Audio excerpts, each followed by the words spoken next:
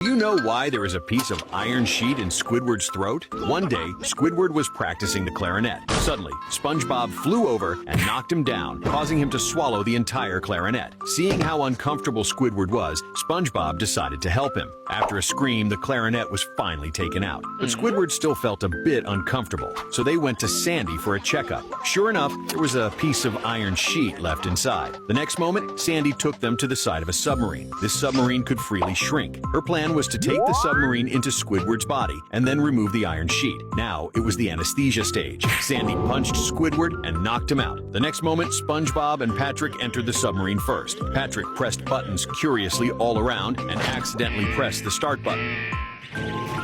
But Sandy was still outside. There was no choice but to let the two of them perform the operation on Squidward. At this time, the submarine was passing through Squidward's nose. Suddenly, a strange sound came from the microphone. Patrick thought there was a ghost, so he smashed the control console. Then the speed of the submarine began to soar. They rushed into Squidward's brain, and Squidward was desperate. Suddenly, Squidward's hands started to move randomly. It turned out that Spongebob and Patrick were competing for the control of the submarine. The next moment, Squidward threw the two of them out, and the submarine fell into the stomach. The strong gastric acid was corroding the submarine. If they didn't leave quickly, they would be digested by Squidward. At this time, Sandy came up with an idea. She made Squidward keep drinking soda. Soon, Squidward burped, and the submarine flew up and happened to reach the position of the throat. Then Spongebob swam out and cut the iron sheet in half. Squidward coughed it out smoothly. The next moment, after hearing that the operation was successful, Patrick directly pressed the enlarge button, and everyone was stunned. The next day, Squidward came to work, and Mr. Krabs couldn't believe his eyes.